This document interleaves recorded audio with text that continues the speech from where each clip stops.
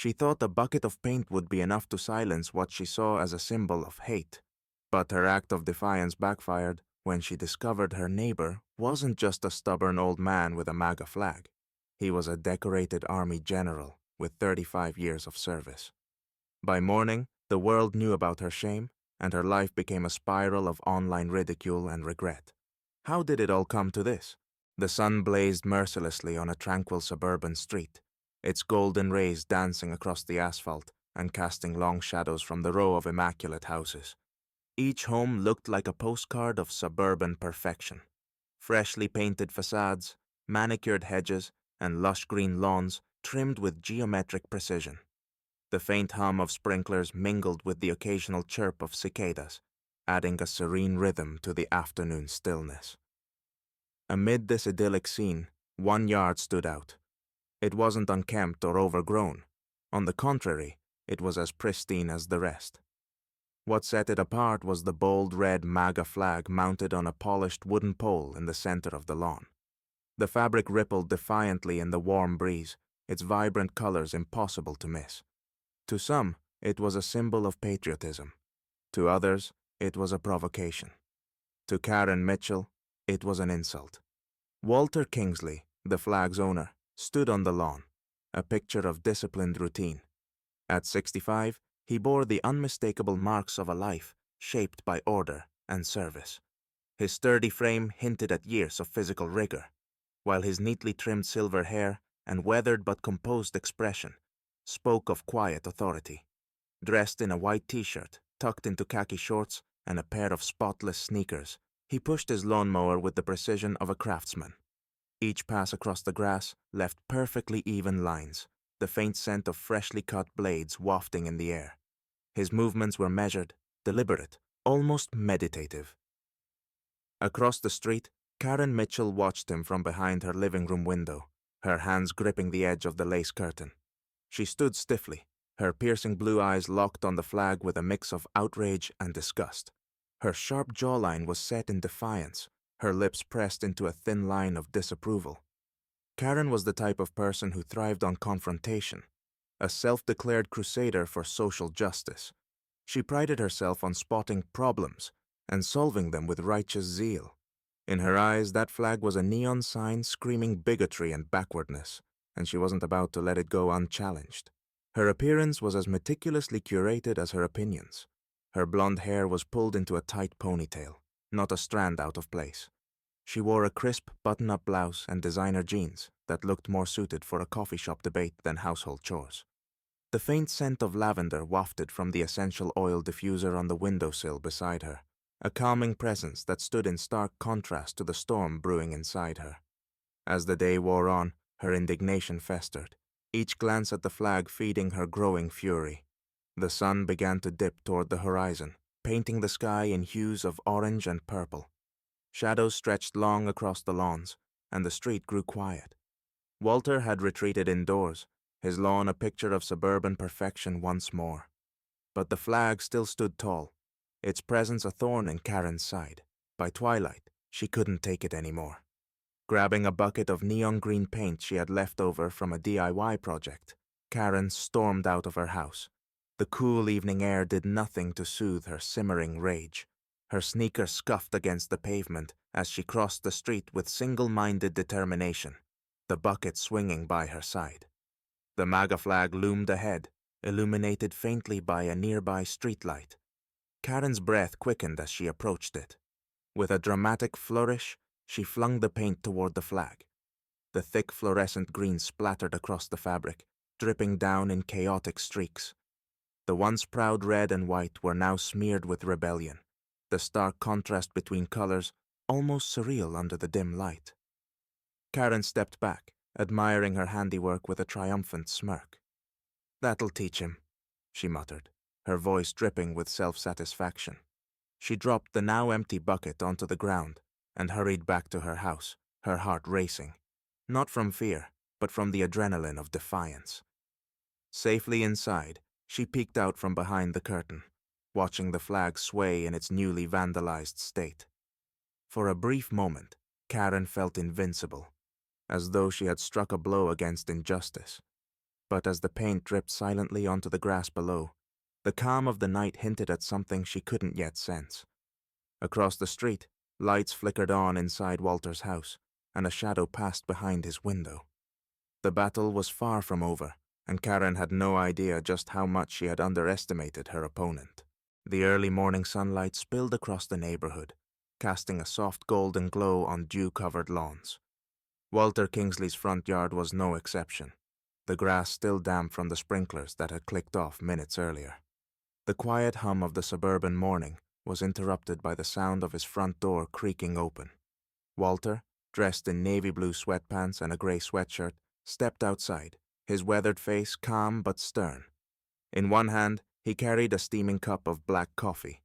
In the other, he reached for the neatly folded newspaper that lay at the foot of his porch steps.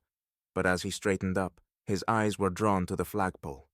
His steps slowed, the paper forgotten in his hand. The flag, his flag, was ruined. Bright neon green paint had dried in erratic streaks, dripping down the bold red and white stripes, pooling at the edges like a grotesque defacement of something he held dear. Walter stood still, his face betraying nothing but the tightening of his jaw. The veteran in him recognized the defiance behind the act, but his years of training also taught him composure. He stared at the vandalized flag for a long moment, then let out a slow breath. Without a word, he stepped forward, carefully unfastened the flag from the pole, and rolled it up with precision. His hands moved methodically, almost ceremoniously, as if even in its desecrated state, the flag deserved respect. Tucking it under his arm, he turned and walked back into the house, the screen door slamming shut behind him. Across the street, Karen Mitchell observed the scene from her kitchen window, her hands wrapped around a mug of organic fair trade coffee.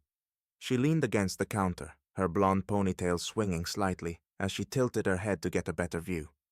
Her sharp blue eyes sparkled with satisfaction as she saw Walter retreat indoors without a fuss.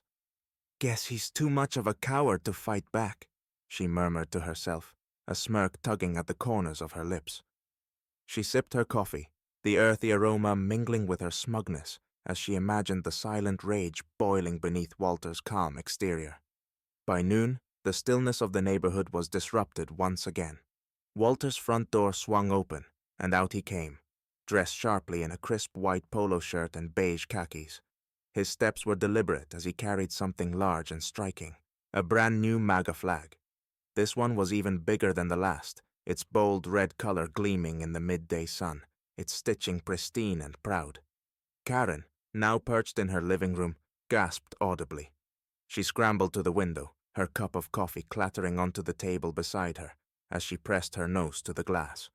Her eyes widened as she watched Walter raise the new flag high on the pole. This time, it wasn't just in the yard. It was mounted prominently on his porch, fluttering confidently in full view of the entire street. Her face turned red with anger as she threw open her front door and stormed across the street, her footsteps heavy and her voice already rising. "How dare you put that hateful symbol back up?" she shouted, her words slicing through the otherwise peaceful afternoon. Walter, who had just finished securing the flag, turned to face her with a steady, unflinching gaze. His expression was calm, almost amused, as he adjusted the pole and crossed his arms. "It's my property, ma'am," he replied coolly. "I suggest you calm down." Karen's hands balled into fists at her sides, and her voice grew louder. "Your flag represents everything wrong with this country. It's divisive, hateful, and offensive. Take it down, or I'll call the HOA. Walter let out a soft chuckle, his gray eyes never leaving hers. "Go right ahead," he said, his tone light but firm. "Let's see how that works out for you." Karen spun on her heel, her sneakers scuffing against the pavement as she stormed back to her house. Minutes later, she was on the phone with the HOA president, her voice trembling with righteous indignation.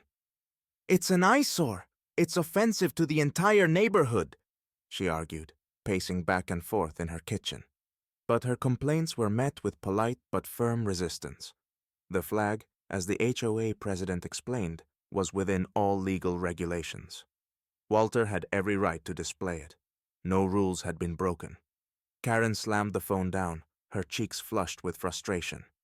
Useless, she muttered to herself. Fueled by the rejection, her mind churned with determination.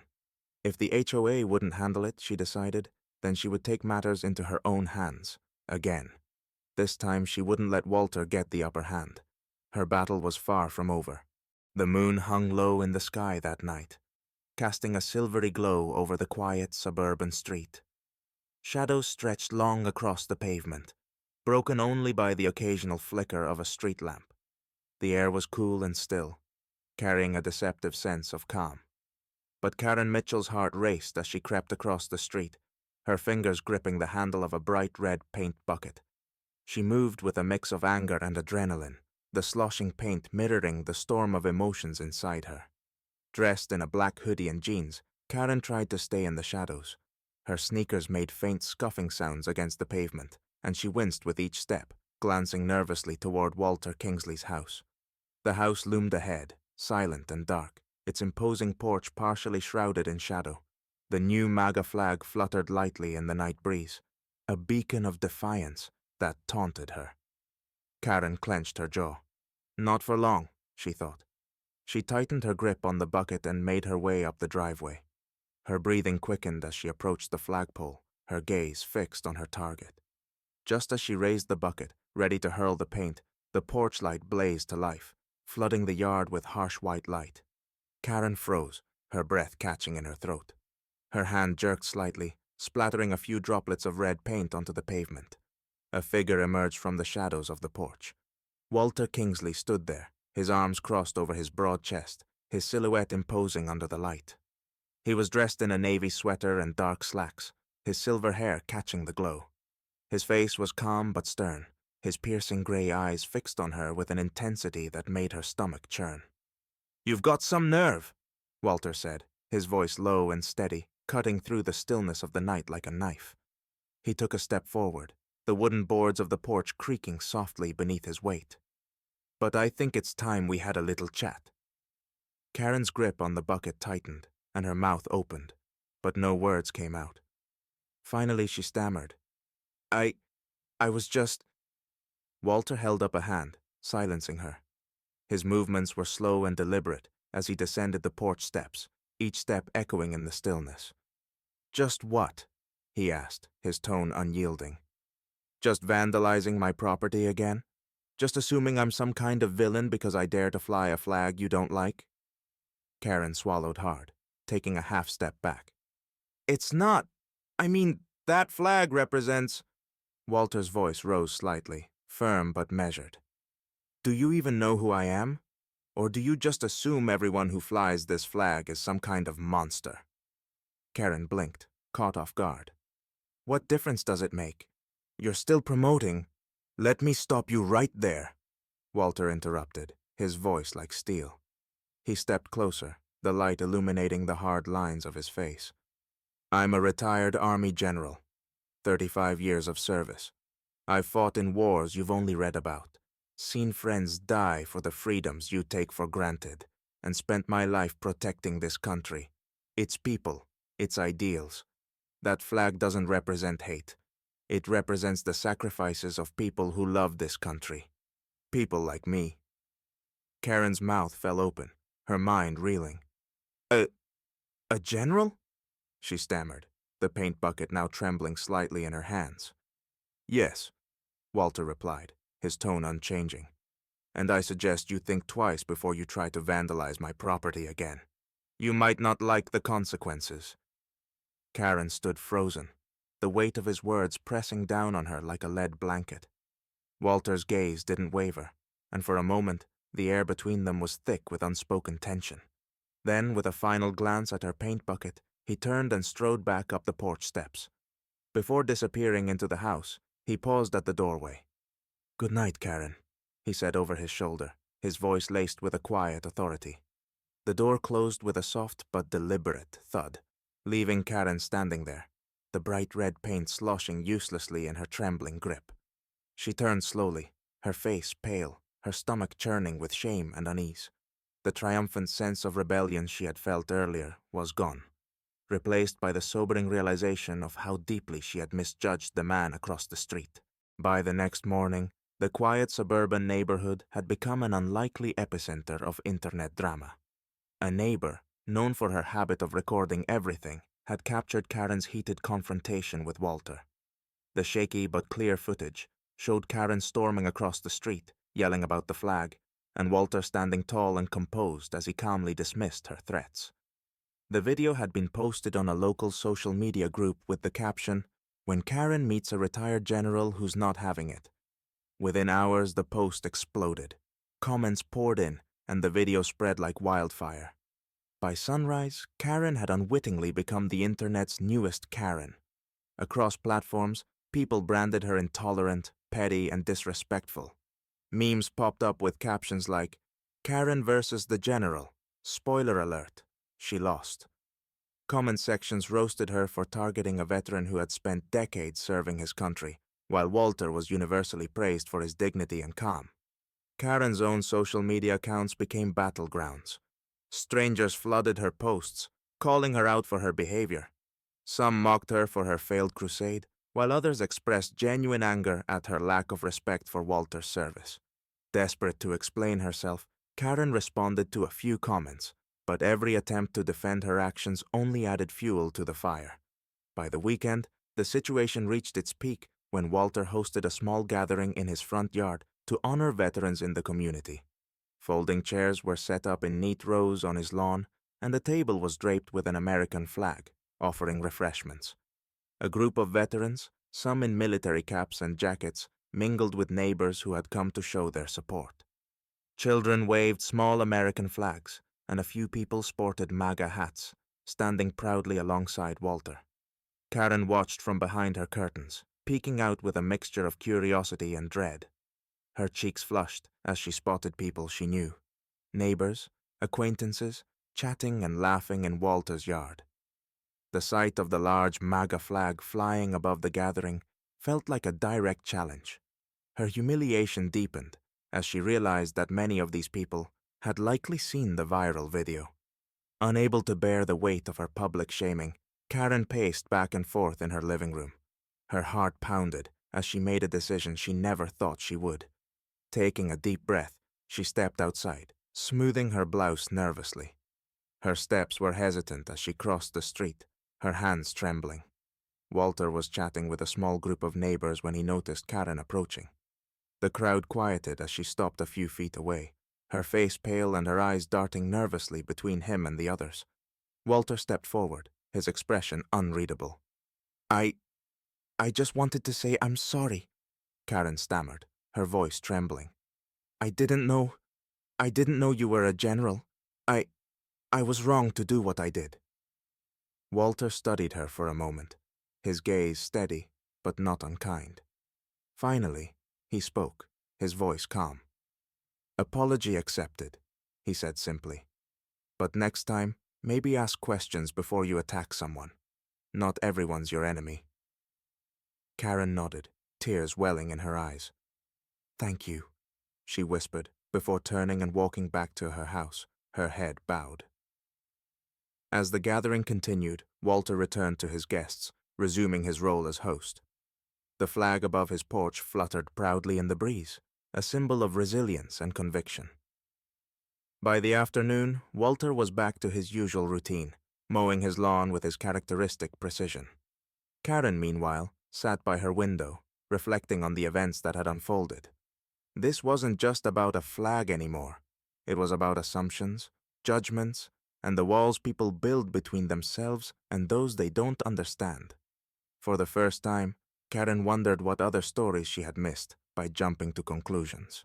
And across the street, Walter mowed on, his flag standing as tall as the man who flew it.